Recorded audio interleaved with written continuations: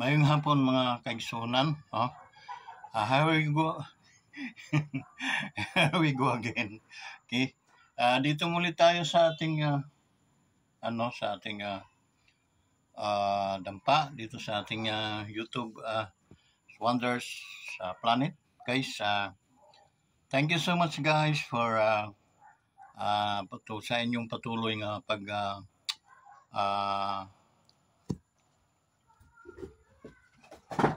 sa inyong panonood nitong atong ating YouTube channel. So shout out guys sa ating mga OFWs gathered scattered around the world, no? Sa ating mga truly friends, okay? Shout out kina Mamars Sintinay sa Sintina sa USA, no? Sila Ma'am Ruby sa Live Good, no? Nice business, Live Good, no? We are iipon pa para makakuan, pero nauna na si Mrs. But sometimes hindi ako makagalaw pa dahil nang una hindi pa ako nakain. Okay? So sinabi ko naman sa kanya, once na pumasok ka dyan, automatic 3 heads para at least next week you were promoted as a bronze. Okay? Another week promoted as a silver. Another week promoted as a diamond.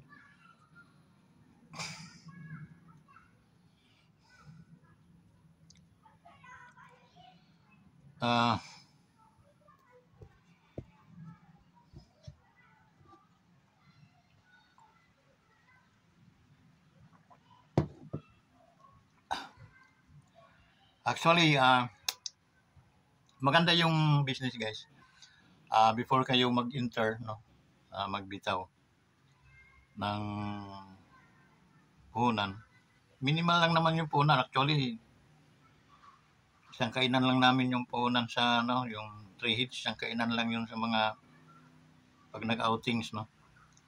So noon sana mga araw dumating itong Live Good. Hindi kami naloko nung ibang mga noon sana. But it's okay. Nangyari na yun eh. So what we need to do is to focus this business, no? The business ito. Pero talagang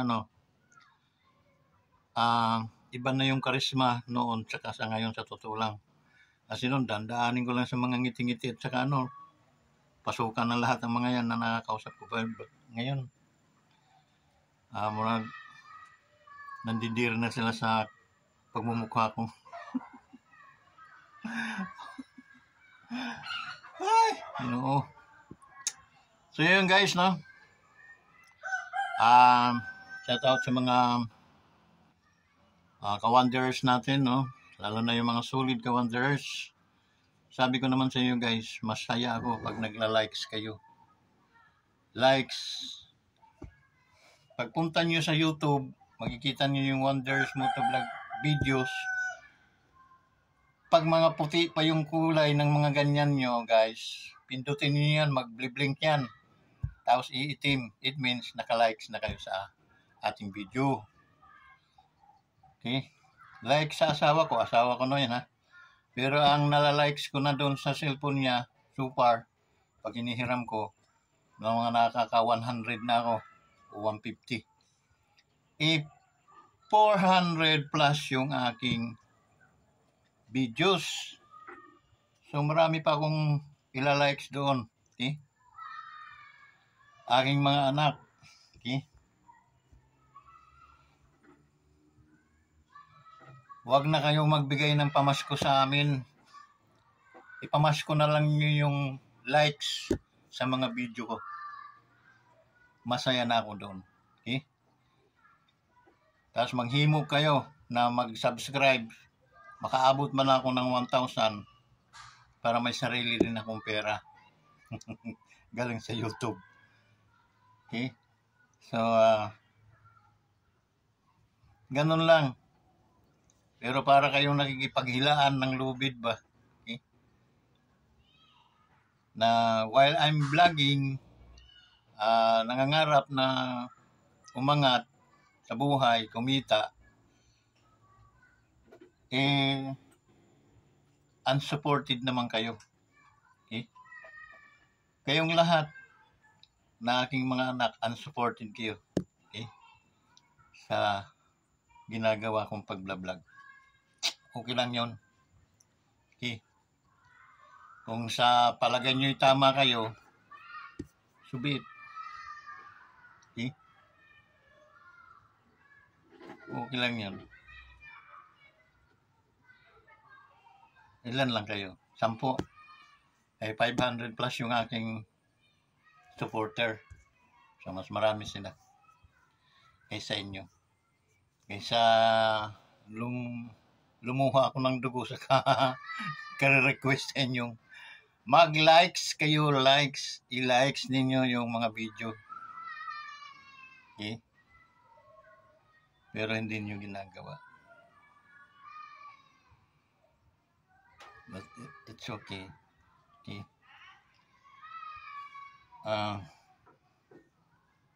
Patawarin nawa kayo ng Panginoon. Okay? Ano lang, i-likes lang ninyo. Okay? Para kahit papaano nakasuporta kayo sa ano. Hindi na nga nyo tinutulungan na gumanda yung mga video ko, no? Magkaroon ng mga thumbnail, magkaroon ng mga kung anong ik-ik dyan na nakikita. Wala eh. Because hindi naman kayo para kayo mga busy, mga milyonaryo. Na mga busy. But it's okay lang. Kasi kung alam ko lang ito, di ko kayo gagambalain. Ano lang naman yung 4, tagdalawa kayo, di 8. Ano lang naman yun. Okay. Matulong na nga din yun sana kung ginagawa ninyo, kung hindi naman yung ginagawa. So, okay lang.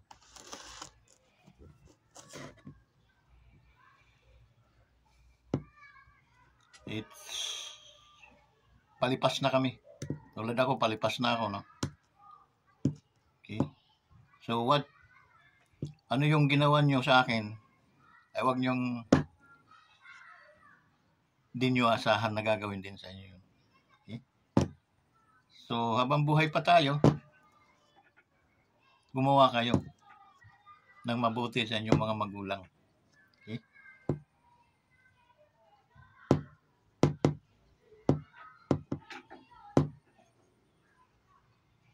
That's it. Ano ba guys, no, yung mga ano natin. Actually guys, yung ating panahon no dito, hindi mo maunawaan. Init, ulan, init, ulan, init ng 30 minutes, ulan naman ng may maninilim, tapos ulan. Okay? So, para bagang pinaparusahan na tayo. Ganon lang naman season sa atin. Dalawa lang. Okay.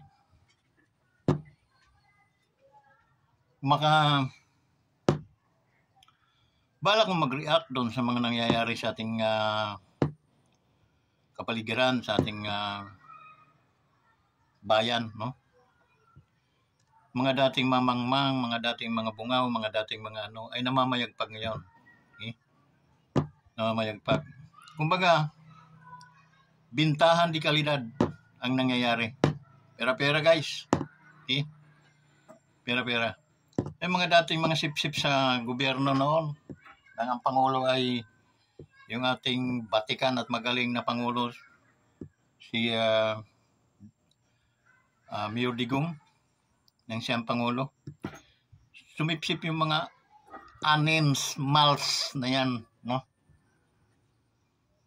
Kumahog na lumipat doon sa ng Pangulo. Nang nawala ng Pangulo, sip-sip na ulit sila. Okay? Alam nyo, mga Marcos, no, ang laki ng respeto namin. Kahit ako wala akong karapatan magsalita against na masasakit lalo na sa aking presidente. Lalo sa hinangaan kong Ferdinand Marcos Sr. At sa ngayon ay KBBM. Ibinoto ko yon. Okay. Ang pagboto ko, alam kong mapapaganda niya ang bansa. Okay. Ngayon sa maraming mga alon, circumstances na mga nangyayari, yung iba bumitaw, nanihira na, siniraan na nila yung dati nilang pinagmamalaki. Pinagmamalaki ko pa rin ang ating Pangulo hanggang ngayon. Nasa stand pa rin ako sa ating Pangulo. At doon sa ating pangalawang Pangulo, lalo na, okay? And then doon sa ating dating Pangulo. Okay? Nananatili ang aking katapatan sa kanila.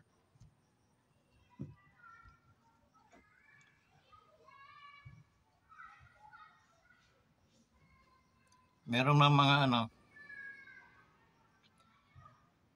tinik, no? Hayaan ko na lang yun na ako na lang ang mag-unawa. Ako na lang ang magbigay ng pasensya, okay, sa kanila. Okay. Alam ko nararatil din silang lahat. Sa dating Pangulong Digong, kay President ngayon, and then sa ating Vice Presidente na si Inday. Ngayon,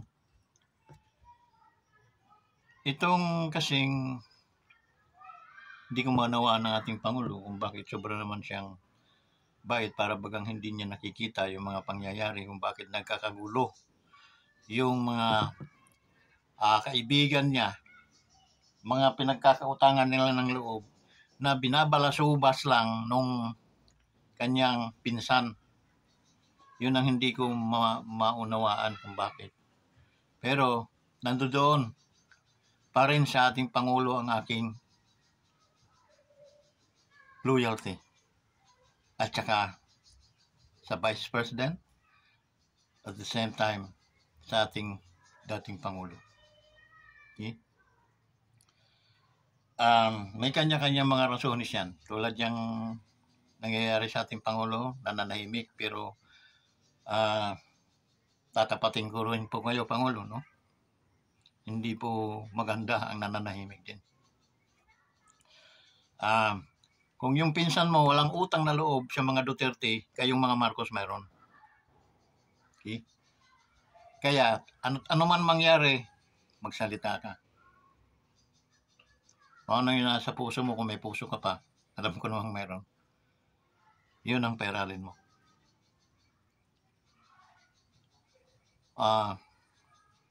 Wag bukas, wag sa makalawa. Ngayon,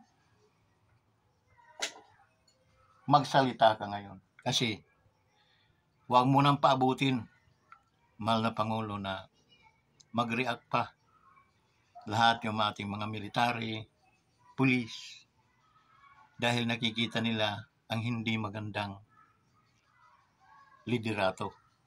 Ngunit, wala po siguro sa iyo ang pagkakamali. Dahil ikaw ay mayroong utak, tatak Marcos. Ang hindi ko lang, pinagtatakahan ko lang, mahal kong Pangulo, ay wag naman mangyari yung aming kinatatakutan. Dahil, lalo na ako, si Wonders, alam ko po ang tama't mali. At alam ko pong gumagawa na ng kamalian yung iyong pinsan. Bakit hindi mo masita? Ikaw ang presidente, ikaw dapat na masusunod.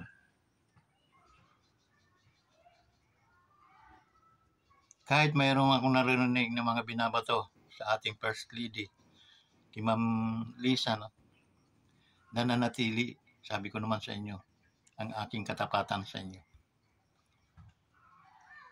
Ngunit,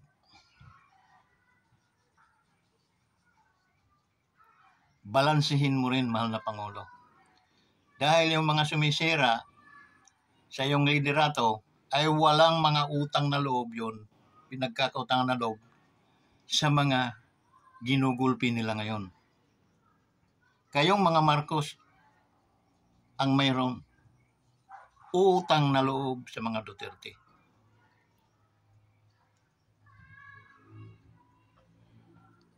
Trinato kayo ng maayos. Hindi kayo binato ng masasamang mga salita na katulad ng mga taong kinakampihan ngayon ng iyong pinsan. Binubusog ng iyong mga pinsan. Yun ang mga taong gustong ipahukay ang bangkay ng inyong ama. Nakakatuwa ba yung Pangulo?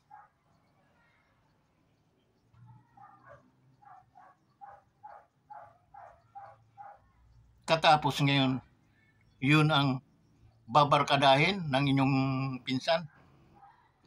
Sa harapan ng 31 million, sampigain mo yan, pinsan mo.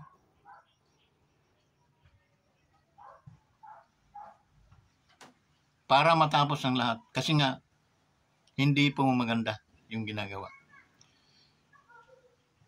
Huwag mong hayaan na bastusin yung pinagkakautangan nyo ng loob. At apihin. Dahil ikaw mismo alam mong wala namang hunghag yung mga tao. Oo nga, pinsan mo. Pero saan ba nang galing ang kanilang mga sintabong hawak na nasa kanilang mga bulsa? Nanggaling yun sa mga Marcos. Kung hindi si Madam Imelda nakapangasawa ng presidente, baka magtatapas ang mga yan.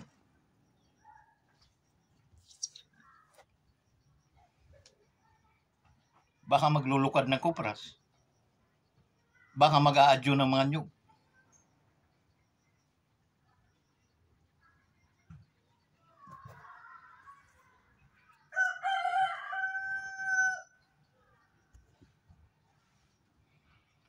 Mag-react po kayo sa mga ginagawa.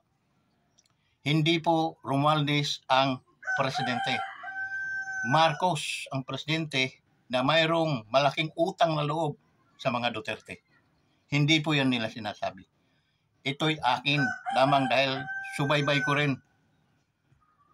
Kung anong subaybay ko noon sa kapanahonan ni Presidente Lakay, ngayon, sinusubo kong subaybayan, kaya nga ibinuto kita.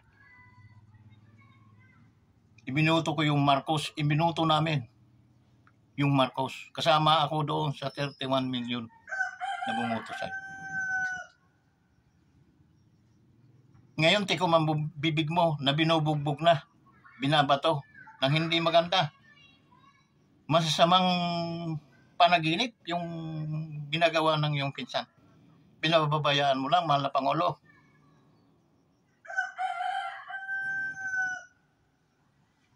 May hangganan din.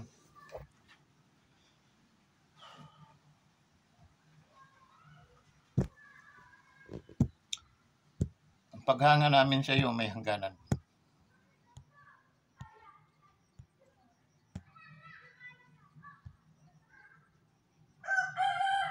Dahil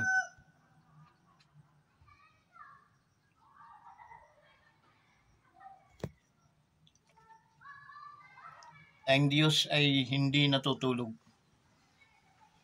Nakikita niya lahat yung ating mga gawi, mga aksyon, mga ginagawa. Wala silang malasakit. Bakit? Wala naman silang utang na loob o pinagkakautangan ng loob. Okay? Ngayon lang sila may mga pautang ng loob. Ang ginamit nila pera ng gobyerno. Yung mga nababalitaan nating mga binibigay sa mga ano na yan para sumuporta. at maging bata-bata.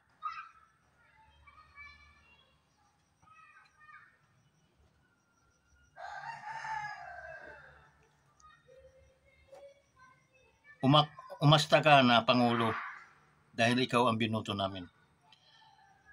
Kaya it means ikaw ang magmaniobra sa bansang Pilipinas. Sa lahat ng gusot, ikaw ang sumaway sa mga nagkakasala, parusahan mo. Okay? Hindi naman pwede ang dahil kamag-anak mo, pinsan mo, itatapik-tapikin mo lang sa puwit. Hindi ka po leader pag ganun.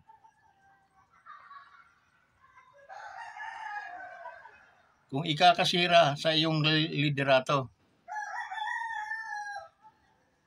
pikit mata mong tiisin. Dahil habang nabubuhay tayo, mananatili yung masamang bangungot na nararanasan ngayon ng mga tao. Hindi man nyo tanawin na utang na loob yung nangyayari, yung pinakita sa inyo ng mahal na Duterte noong kapanahonan na siya ay Pangulo. Nasa inyo din yun eh. Okay? Basta kami, tulad ako, alam ko ang tama at mali.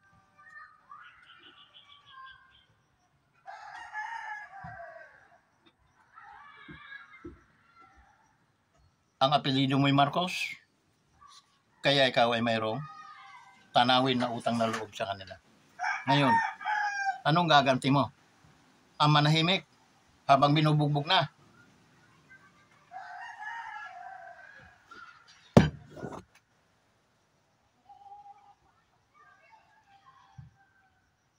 Dalangin ko, Pangulo, may karapatan akong manalangin na makita mo ito, aking vlog na ito. Okay?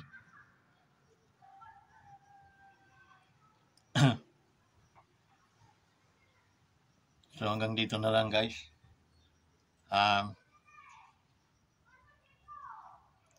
Sana wag mangyari yung ating kinatatakutan. Dahil ayaw ko namang masira ang pangalang Marcos na dating sinira. Sinira talaga noon. At ngayon, wag magpakasira.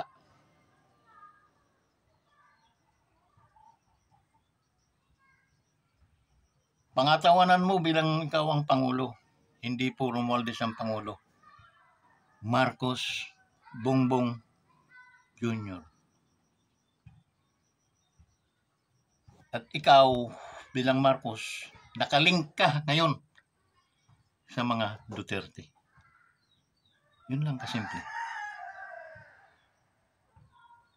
Kung nagkapalit tayo ng pwesto, ako yung at pinsan ko yung sa harapan mo, sampigain ko yun. Dahil malaking kasiraan ang wasakin ang relasyon ng Unitin, ang relasyon ng Duterte at Marcos. Marami kaming mga Pilipinong nakakaalam na kayo ay mayroong utang na loob sa mga Marcos. Ibinuto kita dahil Marcos ka. Tagahanga ko ng iyong ama. At wala rin akong masamang tinapay kay Madam Imelda. Maliban lang yan sa hudas na Romualdez na gumagalaw sa kapanahonan ngayon.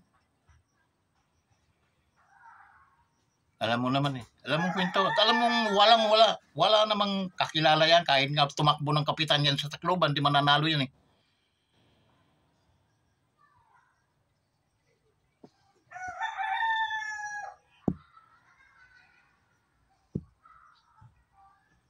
Kaya, habang araw pa, Pangulo, huwag mong antayin gumabi. Drama yun ah. Gabi na, Commander. Huwag niyong kampihan. Kinakampihan niyo yung kalaban ng gobyerno ngayon. Pati yung tilkak na ang laki ng tulong sa Pilipinas at nasasawatan nila yung mga impakto sa ating gobyerno, kumakalaban sa ating gobyerno, pinapabuwag. It is a big sin. It can cause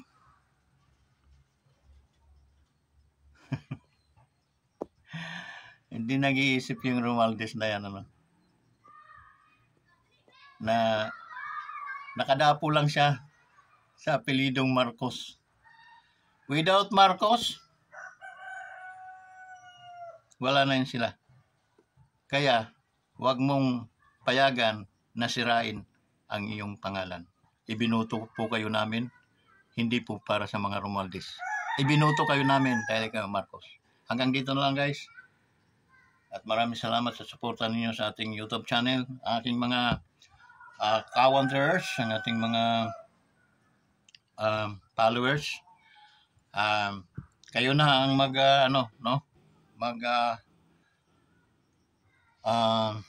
balanse. I-comment ninyo kung ako ay nagkakalapastangan or tama lang. I-comment po ninyo sa ating comment section dito sa video ito. Okay? So, pati mga alipuris ni Romualdez, no? Mapaliti ka man o saan ka mang sa bansa natin, mag-comment kayo. Okay? Comment kayo para at least doon tayo magkadibatihan. Okay? Comment kayo.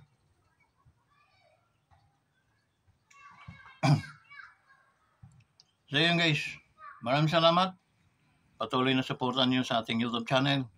Please likes na lang. Huwag na kayong mag-subscribe kasi hindi naman kayo nag-subscribe. Joke lang.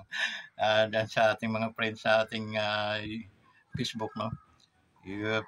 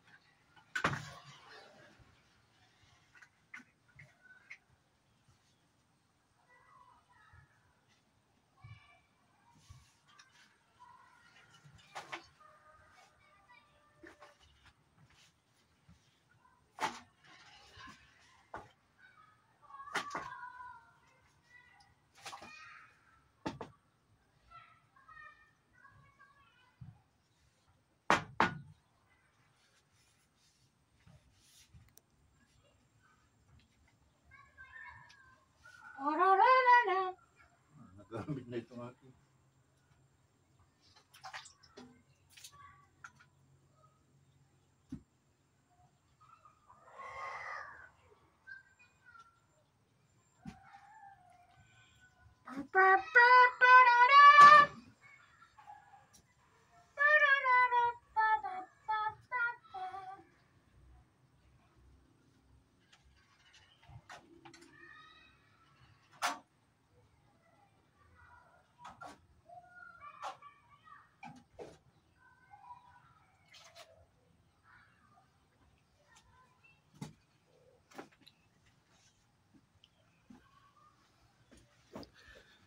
So yun, guys, kala ko may bisita, snake. Palaka pala, napakalaking palaka. So, thank you so much for sa likes, no, ninyo. At sa ating mga kamag-anak, maraming salamat. Sa 5,000 ko mga friends sa FB, please kindly support my YouTube channel. Okay? Subscribe. Patnubayan at kawan kayo nawa ng ating Panginoon. Salamat guys. Bye-bye.